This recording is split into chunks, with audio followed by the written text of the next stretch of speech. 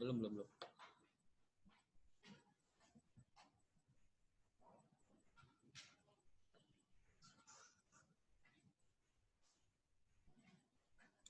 Oke Bapak Ibu, kita mulai dulu aja ya. Nanti yang belum masuknya sambil jalan aja. Tapi suara saya udah aman ya semuanya ya, bisa denger ya. Kalau udah aman, saya izin mute all dulu.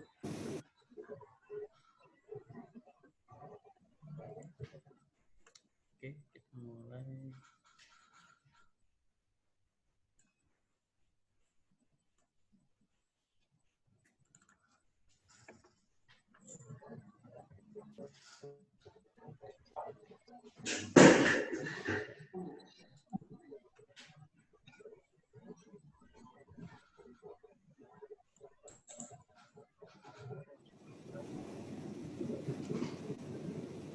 Oke, Assalamualaikum warahmatullahi wabarakatuh. Selamat siang Bapak Ibu semuanya.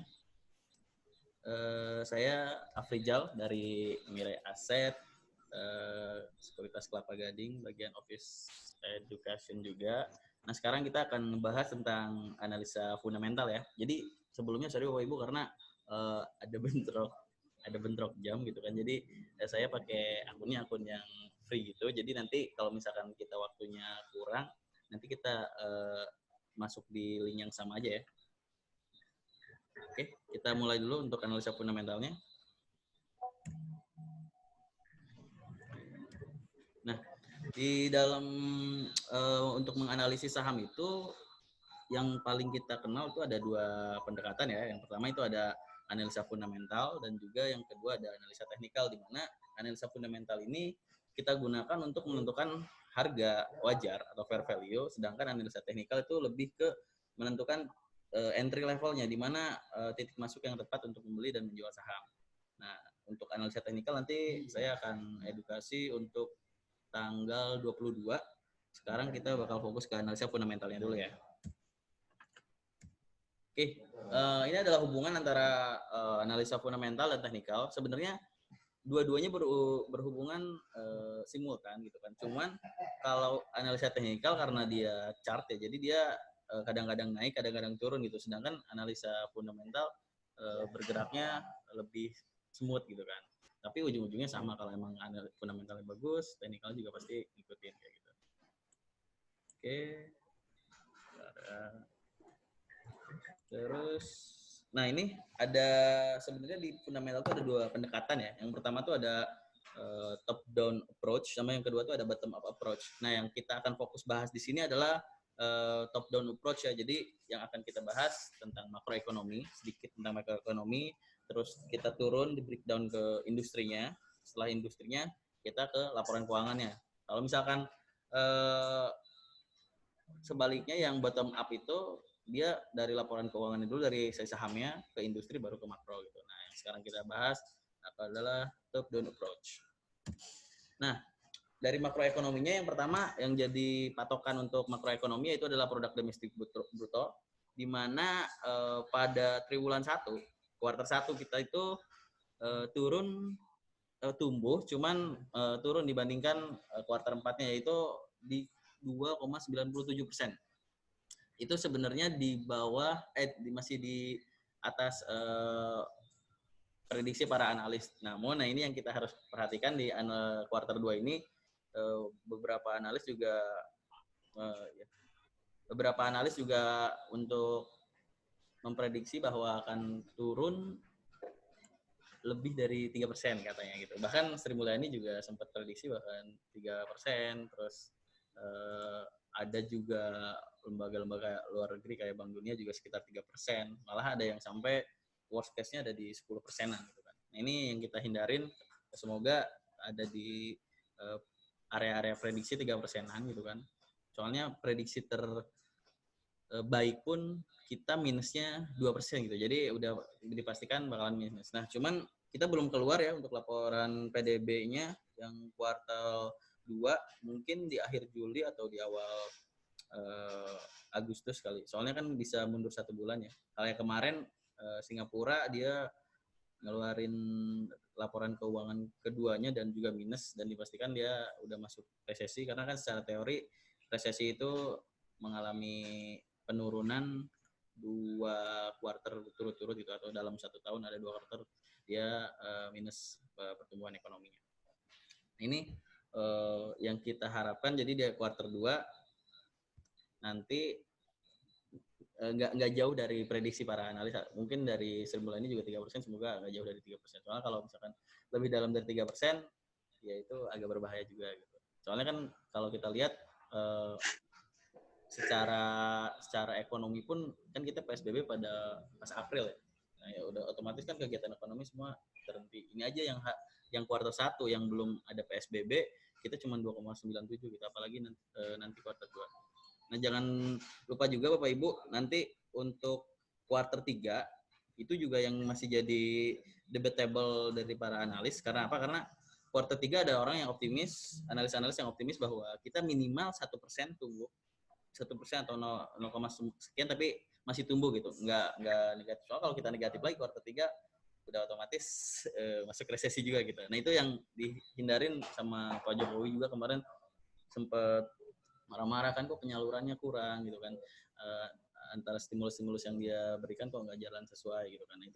Itu dikhawatirkannya kuartal 3 takutnya kita resesi gitu kan. Nah, untuk kuartal 3 juga banyak yang prediksi negatif. Kuartal 3 juga ada yang sedikit positif, tapi semoga kita berharapnya sebagai investor lebih ke positif. Karena apa? Karena nanti di akhir tahun kalau misalkan dia udah balik lagi positif, nah nanti 2021 katanya sih ya sekitar 4%, 5% harusnya bisa balik lagi.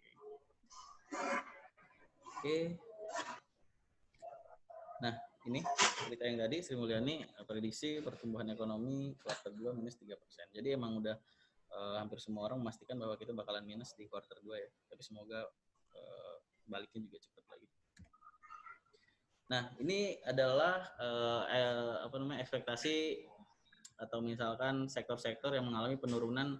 Ada 15 sektor dari 17 sektor dibandingkan tahun 2019. Ini analisnya dari analis Mirai Sekuritas ya. Ini dia kalau nggak salah pas mulai bulan Aprilan, pas bulan PSBB itu ngeluarin analisa seperti ini. Dan hampir dari semua sektor mengalami minus kecuali sektor information dan communication, lalu ada sektor kesehatan. Nah, di mana ini juga bisa jadi acuan buat kita kalau misalkan mau investasi pada saat seperti ini, mungkin yang lebih masih ada growth, mungkin lebih ke area-area sektor-sektor telekomunikasi, sektor-sektor kesehatan kayak gitu. Sektor-sektor lain udah dipastikan agak susah gitu. Nah, ini prediksi 2020 juga ekonomi kita dari Mirai 2%, cuman kayaknya sih ada analisis baru lagi sih kalau melihat perkembangan terakhir ini. Mungkin bisa di bawah itu gitu. Karena banyak analis juga yang prediksi bahwa di tahun 2020 itu kita cuman secara total ya, secara annual itu sekitar 0%-an. Ada yang 1% juga itu udah bagus, tapi banyak yang analisis sih di 0%-an gitu. Semoga nggak minus aja. Soalnya kita harap kuartal 3, kuartal 4 kita bisa pulih. Oke. Nah, faktor makroekonomi selanjutnya itu adalah inflasi. Kalau misalkan kita ngelihat inflasi, Bank Indonesia belum ngerevisi inflasi kita, masih di sekitar plus minus 1%, di antara 3% kan targetnya 3%, plus minus 1% di atas itu. Cuman kalau misalkan kita ngelihat karena daya beli juga rendah, mungkin inflasi masih bisa kejaga di ya sekitar 2%-an lah, sekitar 2%-an, karena sekarang juga sampai Juni ini cuman 1% gitu. Ya semoga bisa sesuai target 3% ya, karena ada stimulus-stimulus yang dilakukan oleh BI juga. Jadi inflasi itu sebenarnya rendah banget juga nggak bagus gitu, karena berarti orang-orang nggak ada daya belinya gitu kan. Tapi tinggi banget juga jangan gitu kan, soalnya terlebihan. Jadi yang ideal-ideal aja ya gitu. Oke. Nah, sekarang di rupiahnya dari makroekonominya, pada tahun 2020 dari Januari sampai Juli kisaran rupiah itu di 13.600 sampai 16.700. 16.700 ini sekitar di bulan-bulan Maretan kalau nggak salah, Maret atau Februari atau Maret itu. Karena apa? Karena rupiah itu biasanya kan jeblok ketika uang asing keluar dari obligasi gitu, mereka tukar-tukar ke dolar. Nah sekarang masih lumayan stabil di 14.600 ya, sempat hari ini lumayan turun sih hari ini. Cuman idealnya kita targetnya katanya pemerintah juga untuk 2021 kan di area 14.513 sampai 14.500-an.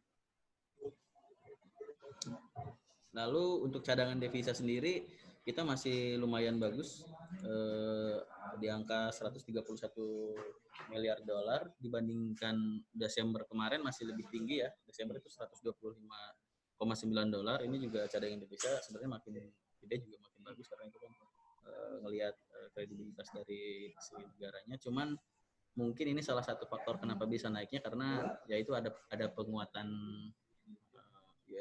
penguatan rupiahnya juga gitu. Nah, ini pada bulan Juni 2020 yang baru rilis tadi jam setengah 12, jam 11 sampai jam setengah 12, yang terbaru datanya neraca perjalanan kita surplus 1,27 miliar US dollar. Ini didapat dari ekspornya 12 miliar dolar yang naik 2%, sama impornya turun 6%. Tapi kalau misalkan kita tarik dari Januari sebenarnya masih minus untuk neraca perdagangan ini gitu. Karena apa? Karena aktivitas ekonomi kan nggak ada, balik lagi aktivitas ekonomi yang nggak ada, yang biasanya kita impor untuk hal-hal produktif juga sekarang turun, dan ekspor pun naik dibandingkan Mei ya, tapi kalau dibandingkan awal-awal masih turun kayak gitu. Jadi ya semoga kedepannya kita bisa surplus, tapi dengan catatan emang ekspor kita yang bagus gitu kan. Impor kita turun masih oke, yang penting ekspor kita bagus. Jadi ini sedikit kabar gembira buat kita, lumayan udah mulai ada perbaikan gitu dari bulan Mei kemarin. Nah ini suku bunga saat ini yang belum muncul ya, ini bulan Juli yang masih bulan Juni kemarin itu sebesar 4,25%. Nah besok katanya mau rilis juga Bank Indonesia untuk untuk suku bunga terbarunya, katanya nanti berada 4%. Banyak yang ngeprediksi di 4% gitu. Nah itu kalau misalkan 4% mungkin salah satu sentimen positif buat sektor properti, sektor konstruksi kayak gitu. Karena salah satu yang berpengaruh untuk suku bunga kan perbankan sama sektor-sektor tersebut. Semoga 4% gitu kan. Oke. Nah, ini adalah main isunya, di mana isu utama yang membuat keadaan seperti ini gitu kan, ekonomi seperti sekarang ini adalah isu COVID ini.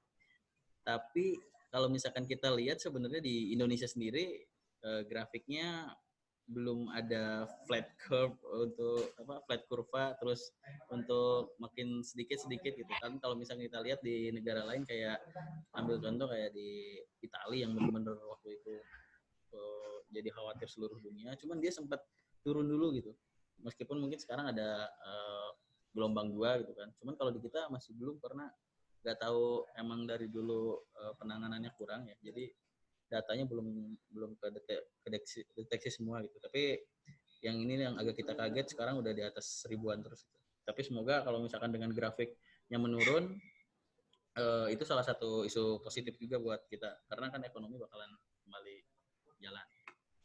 Nah kalau misalkan untuk di dunianya, COVID-nya masih Amerika yang pertama. Nah dia masih bisa survive karena stimulusnya juga luar biasa gitu. Nah di kita nanti kita bahas stimulus-stimulus apa yang udah digunakan Indonesia. Nah ini sekarang terupdate-nya ada 78.000 ya, ini per 14 Juli kemarin. Oke. Nah ini stimulus yang udah dilakukan oleh pemerintah Indonesia. Ini analisnya dari Mirai juga waktu bulan Aprilan kalau nggak salah. Jadi kita ada 3 paket. Yang pertama itu paket yang ngeluarin 10M untuk sektor wisata. Mungkin di sini krusialnya kita mengambil langkahnya kurang tepat. Terus paket yang kedua ini dia menurunkan tentang pajak gitu kan. Dan sekarang paket yang ketiga yang lebih besar ada di 400 triliunan ini. Rinciannya ada untuk kesehatan, untuk jaring sosial gitu kan, kayak buat PKH dan bantuan-bantuan sosial lainnya. Sebenarnya itu sangat dibutuhkan untuk kita semua gitu. Jadi biar ekonomi tetap jalan kayak gitu. Nah ini stimulus seperti ini yang dibutuhkan biar seenggaknya kayak di Amerika gitu kan, lebih percaya diri gitu investornya. Lalu, nah ini nggak mau karena kita ekonomi harus jalan gitu kan, kita kan menghindari kuartal 3 minus ya. Nah jadi sekarang kita harus menerapkan protokol new normal, terus transportasi udah dibuka, yang penting sesuai protokol gitu, dan semoga dengan dibukanya transportasi, dibukanya ekonomi lainnya, kita bisa balik lagi gitu kan. Nanti di kuartal 3 nggak minus, pokoknya itu di kuartal 3 jangan sampai minus aja. Nah ini hot issue lainnya yang terjadi kemarin-kemarin, yang kita salah satu jadi saksi sejarah pas harga minyak mentah itu minus, di mana orang-orang nggak mau beli minyak, lebih ke nyimpennya pun itu berbayar ya di kapal-kapal itu. Jadi cost-nya tetap lebih besar gitu. Cuman sekarang masih lumayan ada perbaikan karena mungkin stimulus dari tempat lain udah ada juga gitu, dari negara lain. Nah terus hot issue yang kedua yang bakal mungkin beberapa bulan ke depan bakal sering kita baca atau misalkan mempengaruhi IHSG juga, yaitu adalah uji coba vaksin yang mulai menunjukkan perkembangan kayak dari Gilead, terus dari Rusia kemarin, dari negara-negara lain yang berlomba-lomba untuk menemukan vaksinnya ini. Nah itu akan menjadi sentimen positif juga karena ya kalau udah ada vaksin, ekonomi bisa berjalan lebih normal lagi. Nah terus ini yang hot issue yang dari dalam negeri juga, Bank Indonesia sama pemerintah sepakat berbagi beban biaya virus. Yang kemarin itu yang lagi ramai yang burden sharing itu, kalau saya lihat sih ini bisa jadi satu positif, sama dari situ sisinya negatif gitu. Karena kalau misalkan kita tepat, karena kalau kata analis ini masih terukur gitu. Masih kalau nggak salah cuma 6% dari PDB. Jadi masih dibanding stimulus negara lain kan yang udah 10%, 20%. Nah, kita masih terukur untuk untuk stimulusnya. Cuman kalau salah, ya itu hati-hati kalau misalkan kita ngeprint money salah, bisa jadi kayak Venezuela atau Zimbabwe dan lain-lainnya gitu. Nah, itu yang harus kita perhatikan. Soalnya konsekuensinya ketika emang kita print money, konsekuensinya itu bakalan inflasi meningkat kayak gitu. Dan ini juga buat informasi Bapak Ibu, jadi BI itu dia nggak ngambil bunga, jadi beli surat utangnya pemerintah, cuman dia nggak ngambil bunga 0%. Nah itu tapi untuk sektor-sektor ya kayak kesehatan, jaring pengaman sosial kayak gitu-gitu. Tapi untuk sektor-sektor yang stimulus buat BUMN dan gitu-gitu, BI ngasih rate juga, tapi rate-nya masih rendah 3%-an. Gitu. Jadi masih ada untung sedikit. Dan semoga ini salah satu stimulus positif buat kita semuanya. Nah terus ini juga akan jadi yang aware bagi kita. WHO peringatkan dunia bersiap hadapi gelombang kedua. Nah ini gelombang kedua ini contohnya di Australia udah mulai ada lockdown lagi, terus di beberapa negara Eropa juga ada yang mulai khawatir lagi karena kasusnya meningkat lumayan cepat juga kayak kemarin di Amerika. Itu juga bakal jadi sentimen-sentimen negatif. Jadi antara ini sama ini itu bakalan ada terus untuk isu-isu kenaikan atau turun harga sahamnya. Karena kan sekarang katanya udah bukan bull market atau bear market lagi, karena sekarang bull market gitu. Jadi loncat-loncatan kadang-kadang naik tinggi, turun tinggi gitu. Nah itu kita tinggal sesuaikan dengan planning yang kita punya. Nah ini lalu dengan adanya COVID ini banyak yang nanya, ini adalah suatu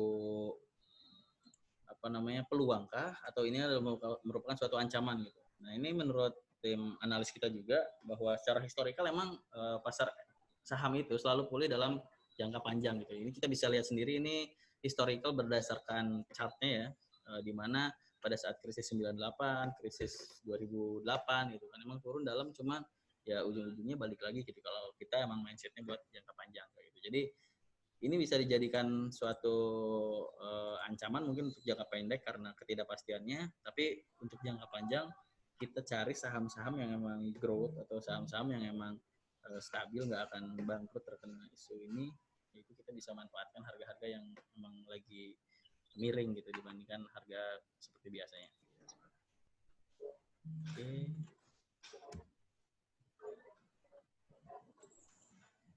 Sekarang turun, tadi kita udah bahas makroekonominya sedikit, sekarang kita ngebahas tentang industri atau sektornya.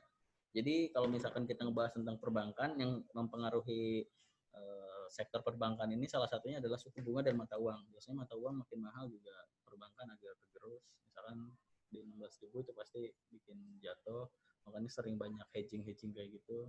Terus di suku bunga juga mempengaruhi karena nanti kalau suku bunganya bagus mungkin pertumbuhan kreditnya juga bakalan bagus. Cuman sekarang dari OJK juga memperkirakan, kan awalnya di 9% ya pas bulan Januari, sekarang cuman dia di 0% katanya, ada yang bilang juga di 6% dari BI kayak gitu.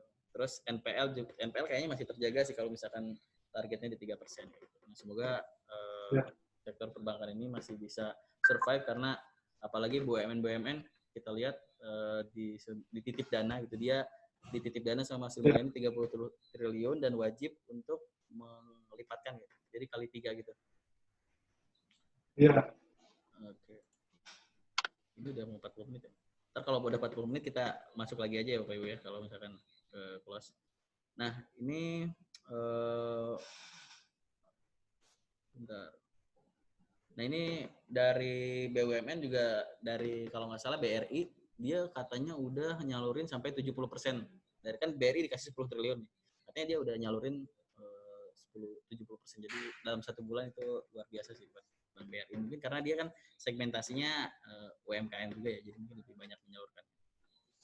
Terus ke APBD juga ini masih sebatas isu ya, untuk ke BPD, tapi kayaknya sih bakal direalisasiin gitu, karena apa, mau nggak mau pemerintah juga harus turun tangan ngebantu orang-orang yang di daerah gitu. Ini katanya yang terdampak kayak Bang Jatim, Bang Jabar gitu, dan Bang daerah-daerah lainnya. Nah, untuk di sektor perkebunan yang mempengaruhinya itu harga jual CPO ya. Apalagi tadi kan, atau misalkan kemarin kita bisa lihat harga CPO-nya udah menyentuh di atas 2.400 ringgit.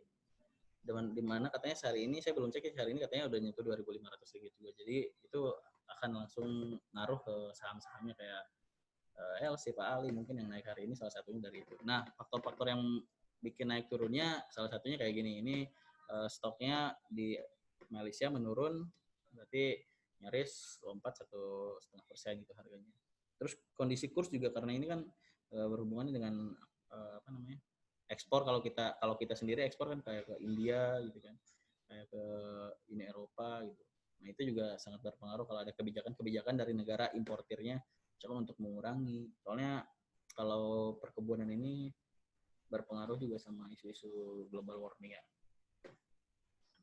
Oke. Dari sektor tambang pokoknya sama sih, kalau komoditas kita pokoknya ngelihatnya ke harga acuannya aja ya. Kalau misalkan batu bara juga kalau lagi turun harga batu bara, sahamnya juga bakalan turun kayak gitu. Bahkan di sebulan terakhir ini harga batu baranya menuju rekor terendah dari area 50. Cuman mungkin kemarin sempat naik beberapa, itu isunya bisa jadi kan kita balik lagi negara importirnya kan China ya, kita ekspornya ke China. Nah, kalau misalkan China-nya katanya indeks manufakturnya bagus gitu kan, terus ekonominya mulai membaik lagi, ya itu salah satu sentimen positif juga untuk sektor batu bara, pasti impornya jalan lagi kayak gitu. Cuman ya untuk sementara kita sambil lihat-lihat aja, karena harganya sih masih di area-area terendahnya gitu untuk batu bara. Jadi tetap kita pantau. Terus untuk sektor infrastruktur, yang salah satu yang mempengaruhi adalah kebijakan pemerintah ya. Kita lihat sendiri nih untuk proyek dari pemerintah dari tahun 2019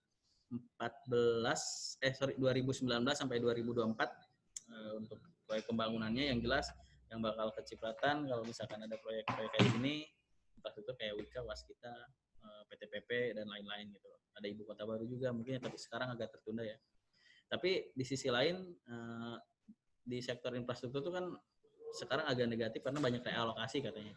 Nah, yang kita fokusin kalau di industri infrastruktur ini mungkin kita lari ke telekomunikasinya, infrastruktur untuk telekomunikasi kayak Telkom, kayak Excel, di mana traffic data mereka pada saat pandemi naik katanya. Itu jadi salah satu sentimen positif buat Excel, buat Telkom gitu kan. Telkom juga ada berita terbaru buka blokir Netflix. Ini dua-duanya diuntungin, soalnya Netflix juga salah satu yang lumayan gede kan di Amerikanya. Oke.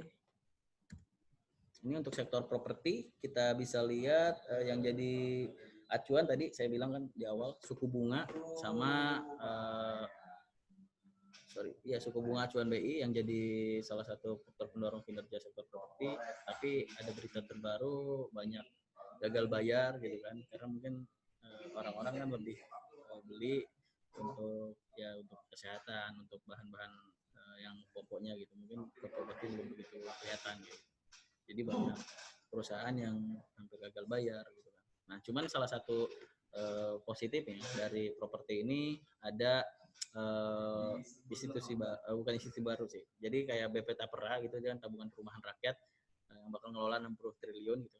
Jadi itu banyak banget, dan yang mungkin bakal diuntungkan dari Tapera ini salah satunya BTN untuk pinjamannya nanti ke BTN, sama untuk sektor-sektor propertinya ya pasti yang di bawah-bawah pemerintah gitu, yang mungkin di bawahnya PTPP, di bawahnya Wika dan lainnya kayak gitu.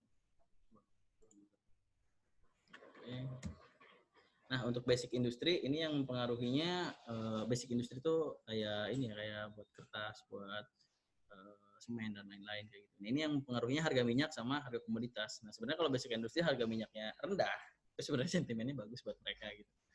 Terus harga komoditasnya juga tapi harus dilihat juga.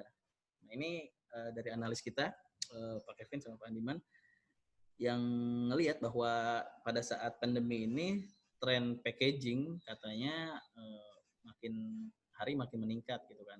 Kayak mungkin buat beli-beli e-commerce gitu bungkusnya kan pakai kertas juga gitu. Nah, itu salah satu sentimen negatif buat industri kertas. Di mana industri kertas kayak kemarin tuh ada Tekim, ada INKP yang labanya sebenarnya masih tumbuh gitu, meskipun Tekim tumbuhnya gara-gara kurs ya. Cuman buat prospek kedepannya mungkin masih bagus gitu. Cuman dia cuma berapa ya, kalau nggak salah PR juga 92 gitu. Nah, jadi makanya salah satu rekomendasi dari analis kita untuk industri kertas katanya kedepannya masih bagus. Apalagi sekarang banyak campaign-campaign tentang kalau di Jakarta tuh udah nggak bakal Bapak Ibu sekarang belanja gitu kan, udah nggak pakai plastik kan, itu udah diganti-ganti ke kayak kertas atau misalkan paper bag lainnya. Nah, ini berita terbaru juga dari semen, penjualan semennya katanya bakalan terus ke 7%. Ini juga kurang bagus ya. Soalnya hampir semua sektor kena sih dari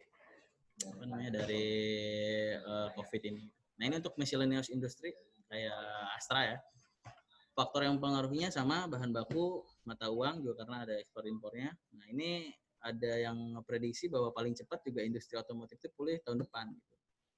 Tapi hari ini mungkin Bapak Ibu yang ngelihatin Astra, dia gerak lumayan tinggi naiknya, karena kalau nggak salah hari ini ada report dari penjualan otomotif katanya agak positif gitu kan. Soalnya di bulan kemarin turunnya penjualannya katanya hampir 90% PSBB itu.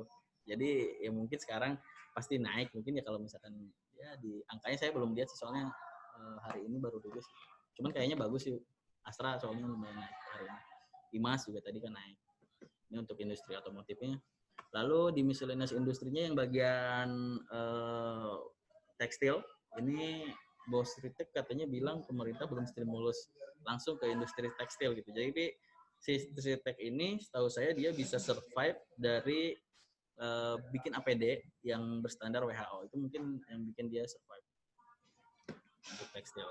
Cuman tekstil udah berapa tahun ini industrinya belum begitu menarik. Nah, terus sektor selanjutnya kita lihat consumer. Nah, dari consumer ini yang pengaruhnya salah satunya adalah upah minimum pegawai, terus ada agenda nasional kayak mungkin tahun lalu ada ada pilkada, ada pilpres kayak gitu-gitu. Terus dan daya beli juga semakin bagus, daya beli consumer makin bagus juga. Nah, tapi pada saat pandemi kayak gini consumer salah satu saham defensif kan. Jadi masih banyak orang-orang untuk membeli ini gitu, kayak lihat aja Unilever stabil di 8 ribuan gitu kan. Indofood juga ya nggak setajam penurunan saham-saham yang lain, karena salah satu saham yang defensif gitu kan. Jadi kalau misalkan ya sekarang mau koleksi yang agak tenang ya pasti di consumer, meskipun keadaannya seperti ini. Nah, terus ada laporan yang mengungkapkan bahwa ada 2 juta orang di PHK gitu. Itu salah satu isu negatifnya ya.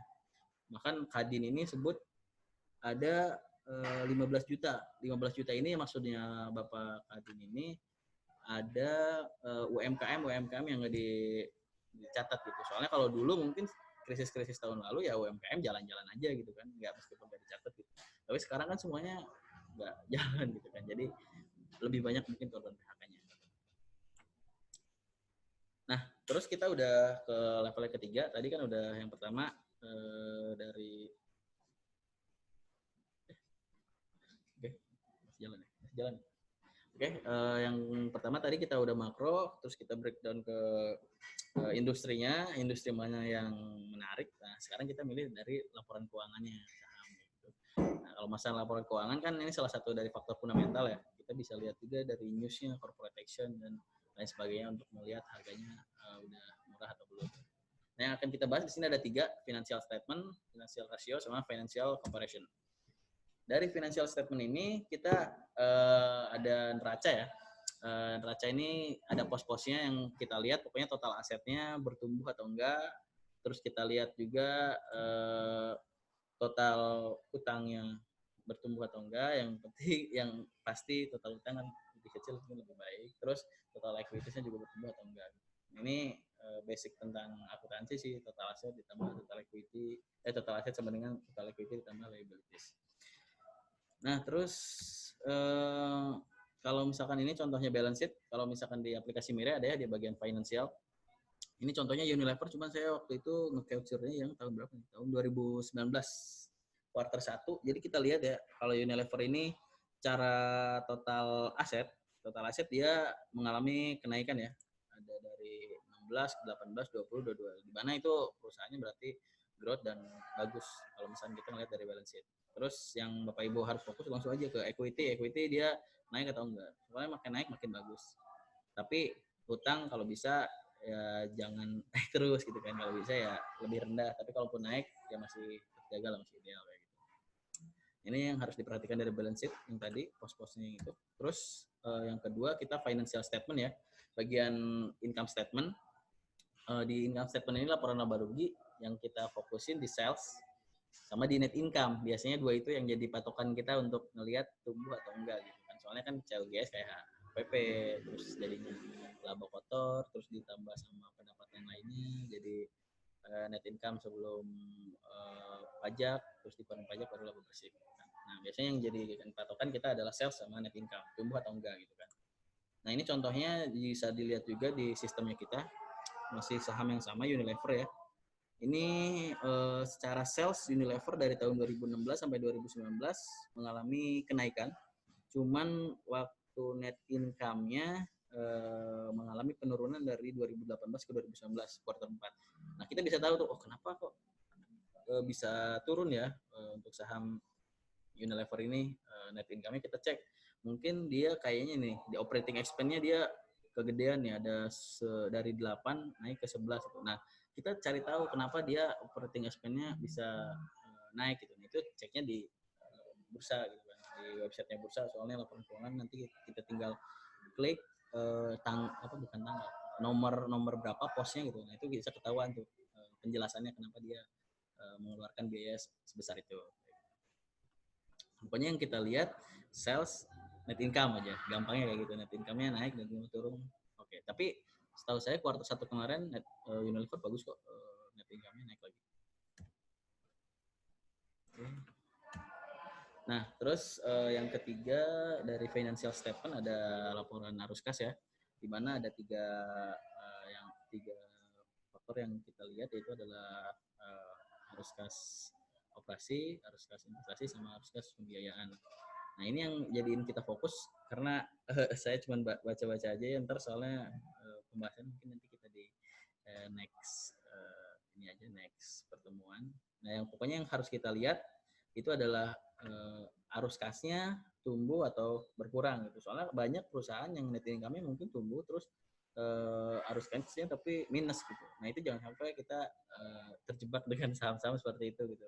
Yang harus dipastiin juga kalau misalkan laporan arus kasnya juga harus positif kayak gitu. Nah, ini bisa kita lihat untuk laporan arus kasnya Unilever ya, kuartal 4. Kita langsung aja ke netnya.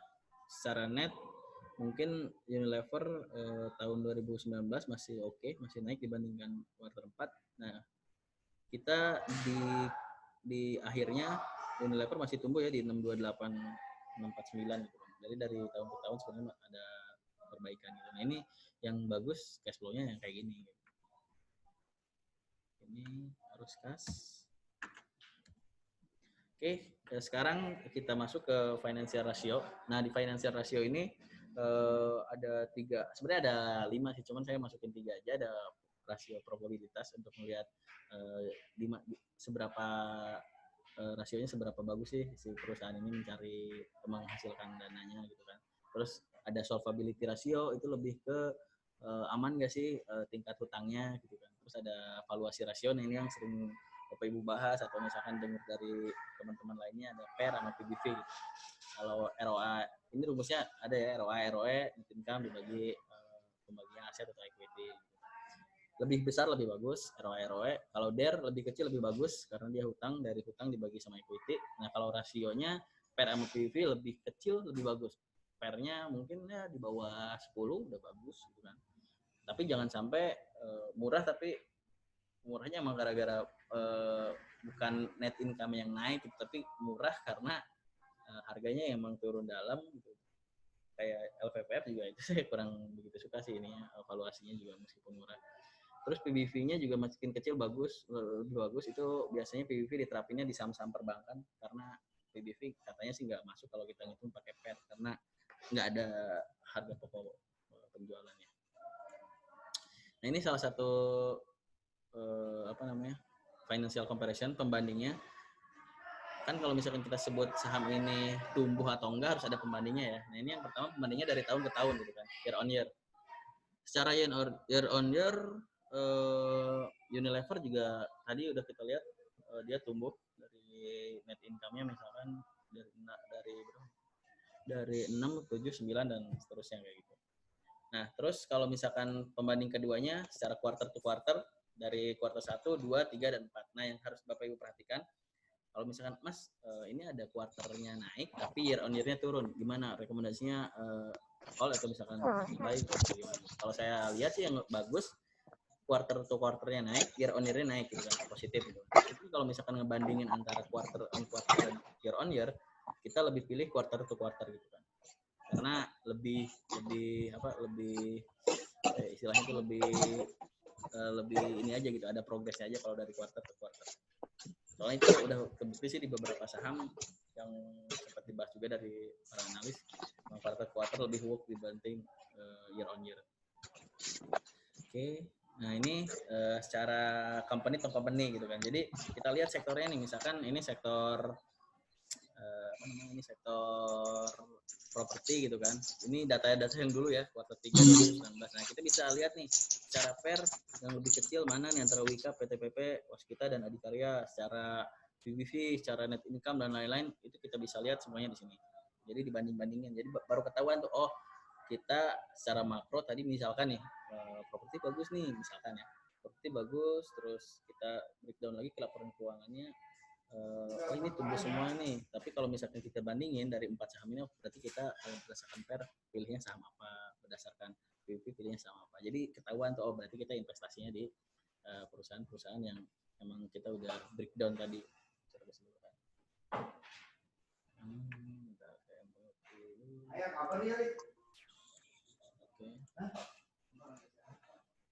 Oke, sekarang nah ini di akhir slide-nya ini salah satu tips dari saya, kalau misalkan ini kan laporan keuangan muncul 4 kali ya setahun ya, itu benar-benar harus dimanfaatin. Kalau misalkan hari pertama aja ada perusahaan yang labanya naik, langsung dijadiin beli aja untuk stoknya. Karena apa? Karena ya mungkin dia naiknya nggak buat besok atau misalkan seminggu ke depan gitu, karena mindsetnya kita long investment itu mungkin beberapa kali naik. Tapi saya udah lihat sih beberapa case-nya dan itu sangat-sangat powerful sih dari laporan keuangan ini, terutama laporan keuangan 1 sama 4.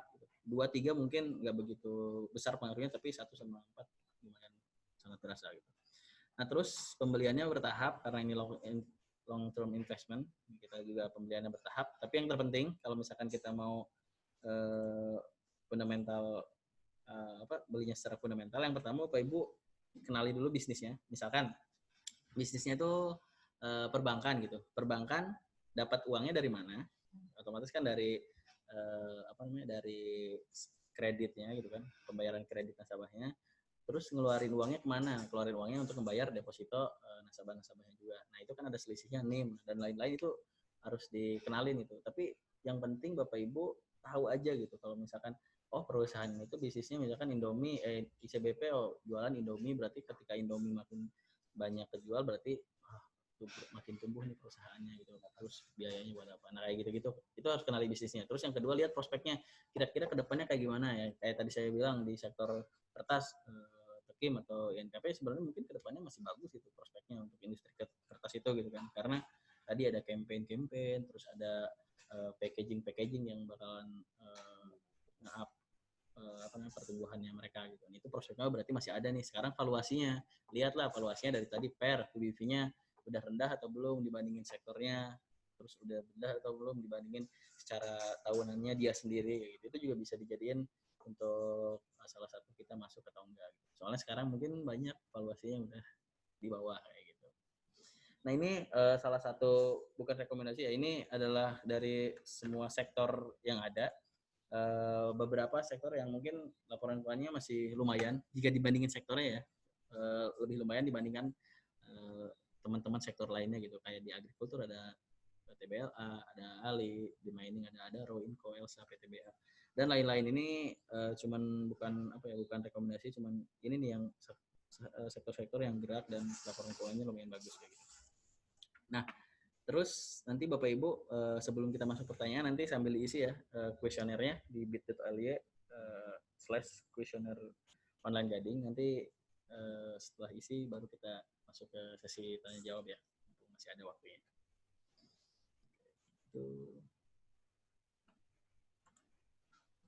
Oke, mungkin sambil ngisi ada yang mau ditanya dulu Bapak Ibu?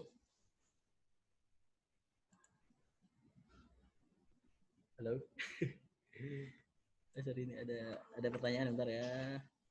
Pak, bisa tolong diulang perihal PEL dan PBV. Kenapa kalau realisasi rendah makin bagus tapi harus hati-hati? Oke. Kita cek bagian PER dan PBV. Oke. Untuk bagian PER dan PBV, jadi kan PER itu kan price dibagi earning per share gitu. Nah, earning per share ini kita dapat dari net income dibagi sama total saham yang beredar gitu kan.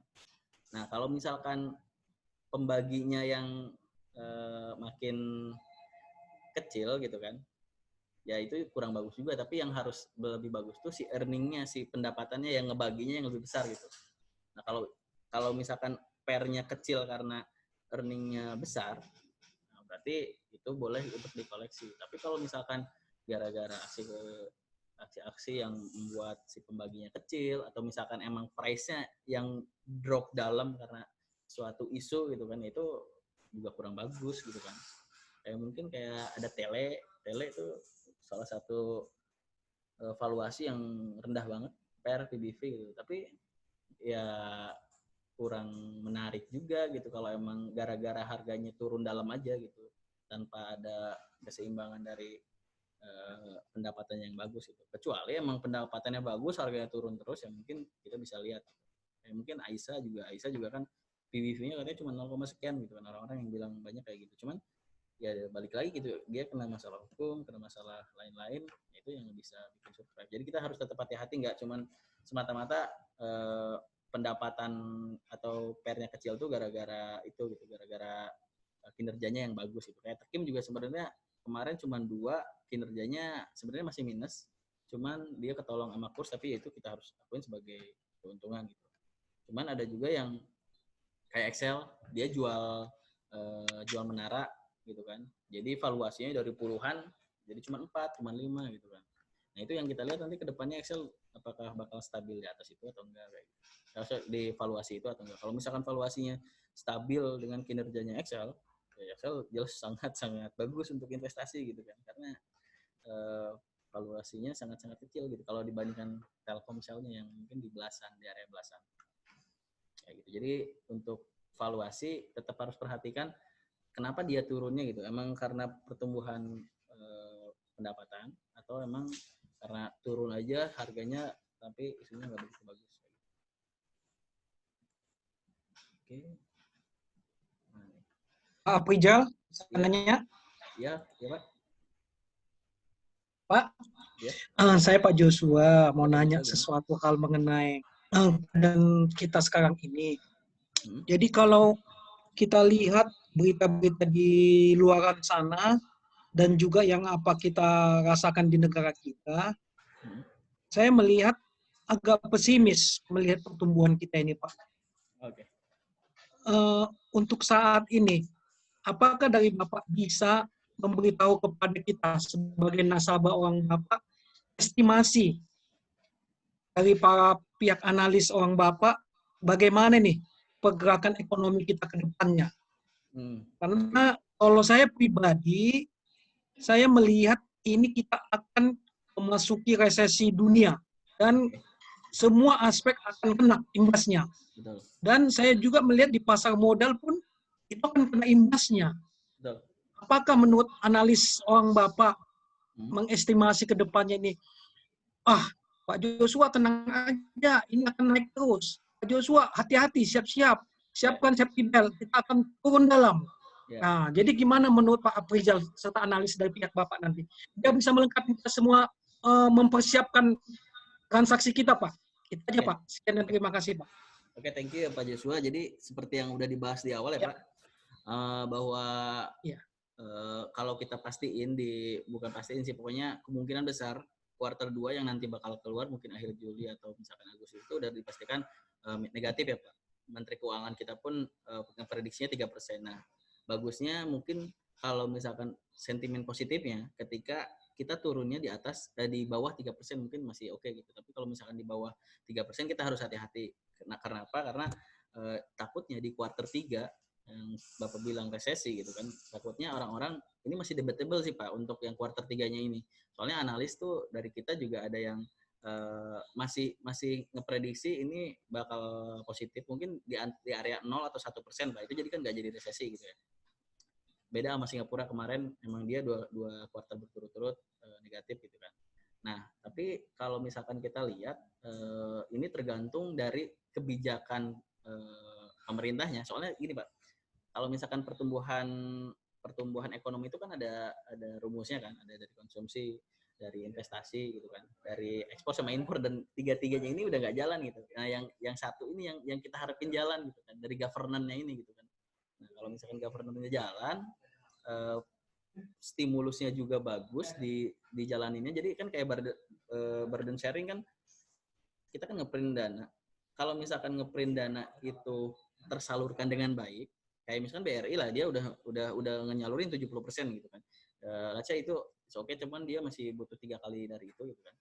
Nah, kalau misalkan tersalurkan dengan baik, dengan bank dititipin uang dari Sri Mulyani langsung disalurin buat kredit untuk ngemompa ekonomi kita, itu kita positif Pak buat kuartal 3. Cuman kalau misalkan banknya juga malah was-was, malah disimpan di instrumen-instrumen investasi yang bukan real ya Pak ya, yang bukan sektor real, ya itu juga kurang bagus Pak ke kita, yang mungkin bisa terjadi resesi kayak gitu. Makanya kita ngelihat stimulus-stimulus yang dijalankan ini buat medis, buat penanganan corona ini ya, buat bantuan langsung tunainya kayak gitu kan, kayak buat PKH dan lain-lain, efektif atau enggak kayak gitu. Nah, itu yang kita lihat Pak. Tapi sejauh ini sih pemerintah masih ada di level enggak ugal-ugalan gitu Pak untuk apa namanya, untuk bersih burden sharing-nya ini. Soalnya ini salah satu isu negatif isu positif juga buat kita. Nah, jadi kedepannya banyak analis yang memprediksi bahwa 2021 tuh bakalan mulai growth-nya lumayan tinggi gitu. Misalkan kita balik ke 4%, 5% lagi pertumbuhannya. Kenapa? Karena udah turun dalam kan. Nah, biasanya 2021 itu mungkin di 4-5%. Nanti mulai melambat lagi mungkin 2022, 23 mungkin lebih kayak nyari titik keseimbangannya lagi gitu Pak. Mulai normal-normal lagi gitu. Tapi biasanya setelah turun dalam katanya sih ini bakalan V curve gitu kan. Jadi di 2021 kita bakalan balik naik gitu. Cuman ya itu tadi ada faktor-faktor pertimbangan yang harus kita lihat kayak gitu. Soalnya kan isu utama corona gitu kan. Dan mungkin di bulan-bulan kemarin kita masih nggak pasti karena ada nggak vaksinnya gitu. Nah sekarang banyak penemuan-penemuan tentang vaksinnya itu ya setelah ada vaksin mungkin kan katanya setahun atau mungkin lama-lamanya 2 tahun gitu. Kalau udah ada vaksin mungkin ya aktivitas bakal normal lagi gitu Pak. Kayak gitu. Kalau saya lihat sih sama kemarin juga dari analis kayak gitu sih Pak. Terima kasih Pak Afrizal untuk pencerahannya. Terima kasih Pak. Ya, terima kasih. Oke, ini ada yang nanya dari tadi ya, apakah ada patokan angka-angka untuk rasio tersebut? Misalkan ya ROE makin tinggi makin bagus. Biasanya sih nggak ada patokannya ya, tergantung dari si sektornya juga. Tapi rata-rata sektor. Cuman biasanya yang bagus ya di atas 20% bagus. 10%, 20% udah bagus. Apalagi dia makin tumbuh juga makin bagus. Terus ini kalau bandingin rasio perusahaan sama industri, dapat data industrinya dari mana Dewas ada? Kalau di HOTS kita nggak ada ini sih Pak, nggak ada rata-rata industrinya. Misalkan properti dia PR-nya berapa gitu kan, rata-ratanya gitu kan, atau misalkan PV-nya berapa. Paling ya kita harus hitung manual sih kalau mau lihat industrinya sih Pak. Kayak gitu. Jadi belum ada sih, itu bisa jadi masukan juga buat kita ke depannya untuk ngadain fitur seperti itu. Terus ini ada Pak, PER itu kan indikasi earning growth di masa depan ya, jadi bukannya lebih tinggi lebih bagus gitu kan. Oke. Enggak, kalau misalkan PER itu lebih rendah lebih bagus karena itu balik lagi dia kan ke ngaruhnya ke ini ya, ke ngaruhnya ke pendapatannya. Jadi ya lebih si EPS-nya mungkin lebih besar lebih bagus tuh, tapi PER-nya lebih kecil yang lebih bagus ya gitu. Soalnya ada juga beberapa orang yang bilang bahwa PER ini mengindikasikan misalkan PER-nya 5 berarti balik modal sekitar 5 tahun ke depan kayak gitu. Tapi kan pertumbuhan si perusahaan kan berubah-ubah gitu. Nah, itu yang harus kita antisipasi aja sih. Jadi kalau misalkan belinya berdasarkan fundamental, beli misalkan kuartal 1 karena dia positif. Kuartal 2 di hold sampai kuartal 2, ketika kuartal 2-nya positif lagi kita bisa lanjut hold atau misalkan tambah. Tapi kalau misalkan tiba-tiba negatif dalam, ya kita bisa buang barang dulu gitu. Jadi alasannya, planningnya kita ada gitu untuk beli berdasarkan fundamental. Tapi ya balik lagi yang simpelnya tadi, yang harus kita pahamin yaitu 3 faktor itu, bisnisnya apa, prospeknya gimana, valuasinya rendah atau enggak. Paling kayak gitu. Oke. Terus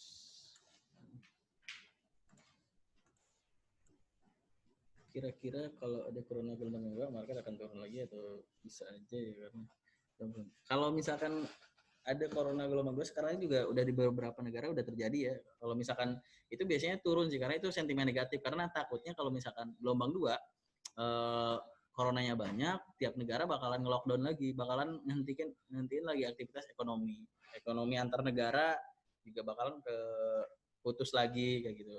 Nah, itu adalah satu negatifnya, jadi bisa jadi turun lagi karena mungkin kita beberapa bulan ini udah berat, si perusahaan mungkin banyak yang bangkrut, banyak yang susah, likuiditasnya juga susah gitu. Itu negatif sih, cuman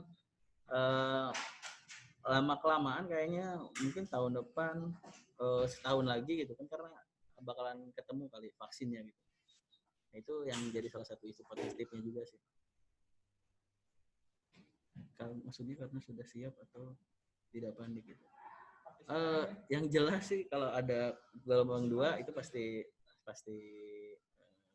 kurang bagus. Kayak di Indonesia aja mungkin kemarin kan Pak Jokowi sempat bilang ini udah lampu kuning ya gitu kan, pas kita naiknya luar biasa gitu, karena ya ada aja kemungkinan dari pemerintah buat PSBB lagi gitu, dan itu pasti sangat tidak kita inginkan gitu, PSBB yang berkelanjutan gitu.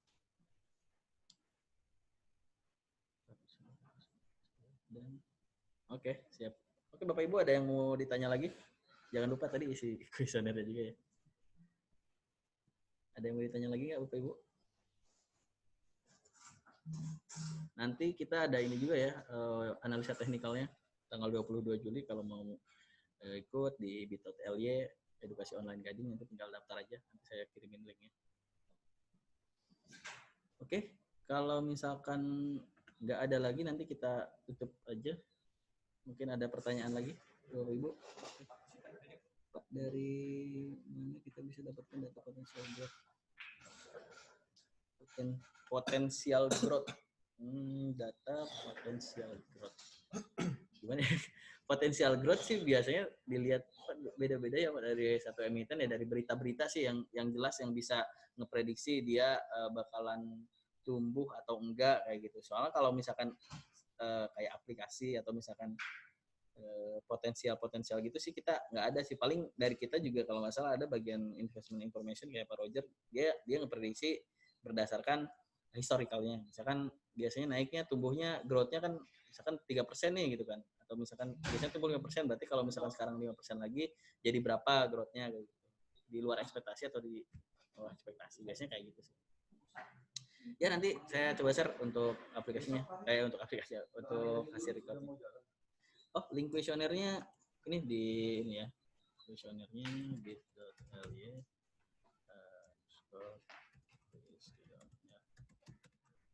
Nah, buat Bapak Ibu juga yang mau materinya, nanti saya kirim ke emailnya masing-masing ya. Diisi aja kuesionernya. Nanti materinya saya kirim PDF-nya. Kalau misalkan ada.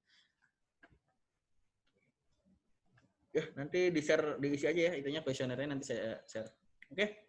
Bapak Ibu, mungkin dari saya cukup sekian presentasinya. Kalau misalkan nggak ada yang ditanya lagi, nanti kalau ada yang masih bingung bisa kontak saya aja, atau kita ngobrol-ngobrol, atau mau main-main juga ke Galeri Kelapa Gading ke sini boleh gitu kan. Banyak teman-teman yang bakal bantu sini.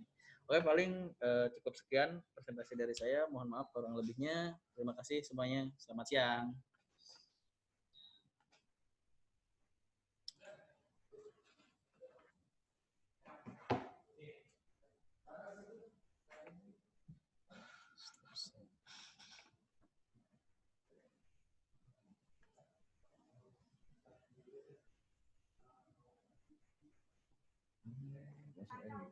Iya.